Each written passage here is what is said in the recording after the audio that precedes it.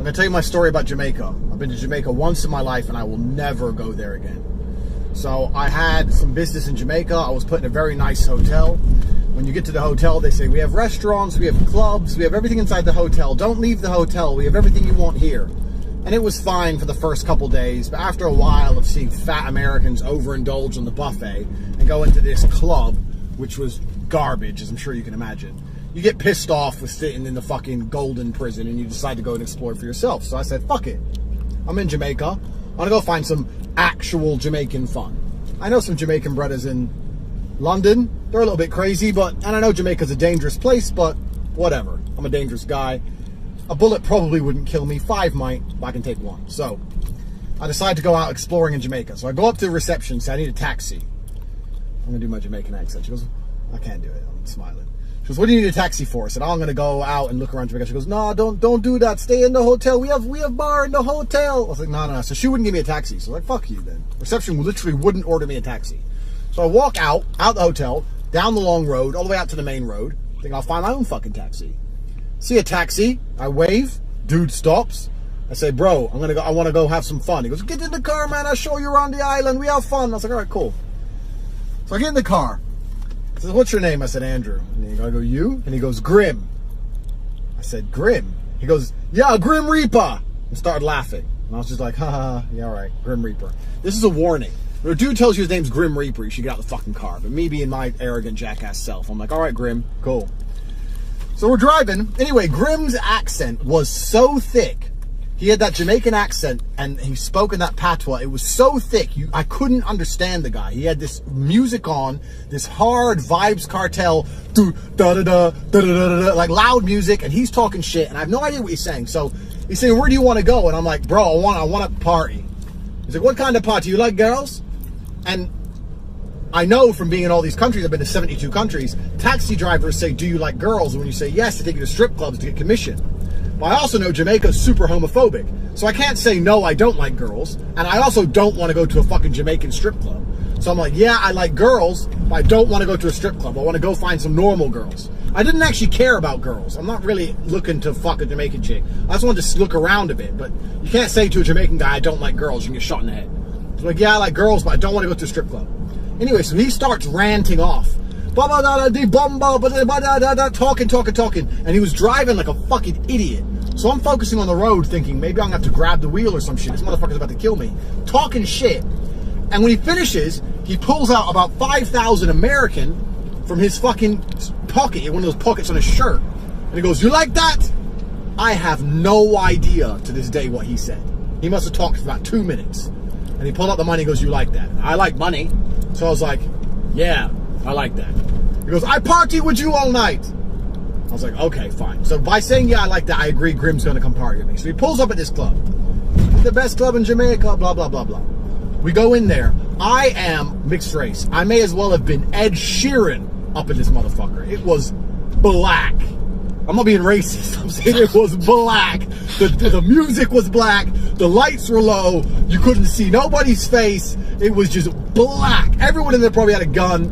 Everyone knew the dances. A song would come on. Everyone's doing the same dance. I'm standing there completely out of place.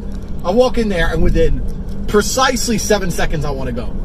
And it took only 7 seconds for Grim's stupid ass to order a bottle of Chivas Regal, which I don't even fucking drink. They brought the bottle over to me. I could see on the wall the price of the bottle, but the bill said double, because I'm obviously fucking too white for this fucking place. And Grim just hands me the bill while he opens up the bottle. So I'm like, all right, whatever. So I pay for the bottle for Grim. He starts sipping away on this Chivas. I'm sitting there. I'm standing up against the wall so no one can attack me from behind. Just looking at this club, thinking, not only do I not belong here, I'm definitely a little bit intimidated, and there's definitely no fun for me here. There's no action for me here. But I don't want to just say to Grim, I'm going, because I need him to drive me home. I don't know where the fuck I am. There's no other taxis outside. So I have to let Grim have his fun. So we hung out for maybe 20 minutes. Grim's punk ass, and listen, if you're black and you're watching this, don't get offended. Black people can't drink. They all think they can drink. Black people can't drink. I live in Romania. I've gone to Russia. White people can drink. You can sit with a Russian man, do 3 bottles of vodka, it's fine. As soon as a fucking black person starts touching alcohol, they all start getting out of control and rowdy. That's why they're fucking fighting and shooting each other and shit. This motherfucker starts drinking his Chivas. He must have had about 4 or 5 drinks. drunk out of his mind. So I say to him, look, Grim, let's go. Why you want to go? Party just starting, boy. I'm like, bruv, I didn't want to leave. I got to go back to my hotel, got a meeting, start talking some shit. But okay, I take you to a better party. You don't like the party here, boy, I take you to a better party. I'm like, all right, Grim, let's go. As long as you get me the fuck out of here, let's go. So we leave, we get in his car. Grim is drunk. Drunk as a motherfucker, driving like, putting his face closer to the road so he can see it better. That level of fucking drunk. Grim is hammered. So he's driving the car at like 15 miles an hour. You know Jamaicans take everything slow. This motherfucker was going slow. I'm like, bro, just take me back to the hotel. I'm done with parties for tonight. He goes, nah, boy, I think it did the best party on the island. Now it's late. It's party time now. You go out at 10 o'clock. Now it's midnight. Now it's party time. Then all this shit. I was like, all right, fine, fucking take me. Fine, whatever. He was refusing to take me home. I was like, fine, take me to this party. So we're in his car. We're driving. Anyway, we start driving up this dirt hill. Driving up this hill. We're driving up this hill for like 10 minutes. Dirt track hill in the middle of the forest on both sides. And I didn't clock instantly. Maybe it's because I had a few drinks. But then I clocked and thought, this motherfucker's about to rob me. There's no fucking club up here. I'm about to get robbed. I mean, me, Mr. Stupid, wearing my fucking nice watch and shit. So I was like, all right, cool. I'm about to get robbed. I've been robbed before. You know, like I'm a professional athlete. I can fight, but also I know my limitations. You want to take my shit? Take my shit. Whatever. I don't care. I'll buy new shit. So there's no ego attached. Most people die in muggings because of ego. You want my phone? Take my phone. If you tell me you're going to kill me, I'm going to attack you. But if you like, just give me your phone and I'll leave. Oh, here, bye. Anyway, so I was like, he's going to rob me. So I was like, Grim, where we going, bro? We're not going to no fucking club. I ain't stupid. He goes, I didn't say a club, boy. I said a party. And that kind of gave me, you know what, that actually made me feel a little bit better when he said it. I thought, maybe there is a party up here. Maybe I'm fucking freaking out. So we get up to the top of this hill. And it was a party. This was Grim's party. It was 2 rickety-ass fucking street lamps dimly lighting a fucking clearing in this forest. There was an old dude sitting on a cooler, and the cooler had some drinks in it. There was a shitty old beatbox from 1988 playing the kind of ragga shit you've never heard outside of Jamaica. And there was about 20 Jamaican dudes. No girls. That's it. That's the party. Grim goes, we're here. I was like, Grim, let's go. And before I could even say, this is shit, take me home, he'd already stepped out the car and started walking off. So, all right, so what can you do? You can't just sit in the car like a bitch. Everyone's looking at you now because, you know, you've driven up to this party. Everyone's staring at you. So go get out the fucking car. What else are you going to do? So I get out the car. I must have got out of the car about 4 seconds after Grim. After I looked around, analyzed my options. I looked if there's a key in the car, if I could steal the car. I was like, no, okay. Looked on me, what they're going to rob me. If they rob me, I got about 1,000 US. Blah, blah, blah. Analyzed everything in about 3 seconds. Decided the best thing to do was get out of the car. Got out of the car, and within those 3 or 4 seconds, Grim had vanished. Grim is now gone. Like a ghost into the fucking night. I look around, and I cannot see Grim. So it's just me at this party. I'm like, okay. So I'm kind of like, well, where do I stand? What do I do? There's this shed, this shitty shed. And I have the same philosophy everywhere I go. I don't want to be attacked from behind. If you're going to kill me, I need to at least see it coming. So I decide to go stand up against the shed. So I go stand up against the shed. I'm standing there trying to pretend I'm just like chilling. And all the dudes are looking at each other and then looking at me. And Jamaicans, they're not subtle. Jamaicans are not subtle people at all. So they made it very clear what they were doing. They were asking, who knows this guy? Can I rob him? Like, is he a police? Who the fuck is this dude? So they're like, him, you know? Who, like, literally it's being super obvious. Who the fuck is, if he's your friend, if I shoot him, are you going to be mad? So everyone's talking to each other about me. I'm just sitting there, and obviously as a professional athlete, especially in fighting, you get a poker face. That's your whole job, is you have a poker face. So I sit there and thought, my only thing I can do is keep the poker face on. I have to pretend I don't give a fuck. I got to pretend I'm so comfortable here, I got to have the poker face, like you do before a world title fight. Before a world title fight, you're scared, but you just keep that straight face. So I'm chilling, straight faced, whatever.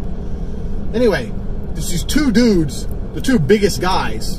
I'm 6'3.5". These dudes must be about 6'5", both of them. Wearing the string vests, lean like me, built. They start talking, and they're the ones who are most overtly pointing at me and like checking if, you know, I'm okay to be a target. I can't say for 100% certain because it was about 10 meters out in the dark, but I will say with 99% certainty there was a pistol in his belt. I analyzed him for head to toe, and I looked in his belt and I saw there's a pistol. If someone would say, would you bet your life on it? I'd say, yeah, there's a pistol in his belt. So I knew this is an unwinnable fight. So I was like, okay.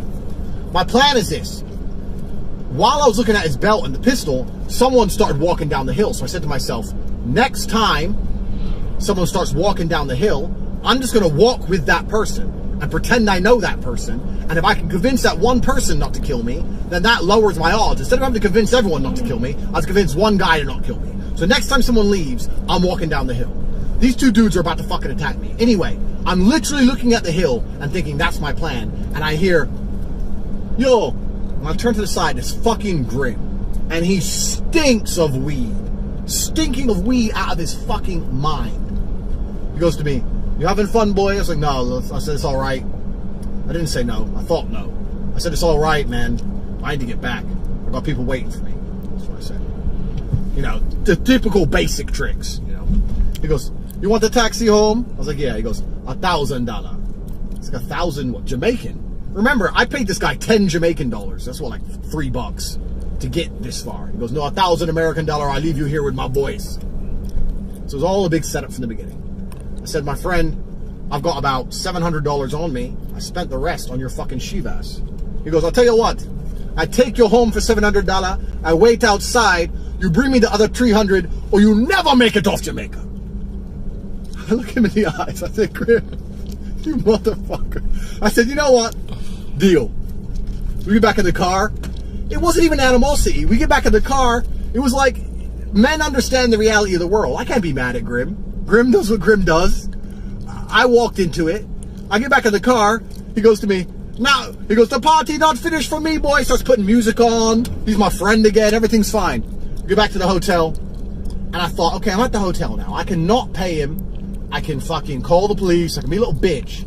Like most white boys would do. That's what a white boy would do. I'm being racist now, but it's true. Little bitch-ass tourist. Little pussy. Ooh, run away from the car. Grim tried to rob me. You know what? I have honor. Grim, he pulled a scam, and it worked. And he did save me from basically getting my brains blown out. So I thought, you know what, Grim, here's 700. I said, do you want the other 300? I'll go get it if you want it. And Grim turned to me and goes, don't worry about it, boy. That's enough. Have a good time in Jamaica. I was like, thank you. Well, the end of the story is this. I had one of the guys who cleaned my room. And every time he cleaned my room, because I was in an all-inclusive unlimited alcohol, I'd give him all the alcohol for my room, because they'd refill it for free. So I'd say, take all the beer, take all the vodka, it's yours. I don't care, because they refill it. And what surprised me, he goes, no one's ever done this for me before. I work here 10 years. It's like, it's free. Why the fuck would I care? Because people are stingy and stupid, whereas I'm not. So this guy, I told him my story. He goes, you are the luckiest man in Jamaica. He goes, you don't know, they kill tourists because if they get caught robbing a tourist, they do the same time as murder. They always kill tourists. They would have definitely buried you in the ground. No one find you for years. They never let you go and give police report. You're the luckiest man in the world. I never am going to Jamaica ever again.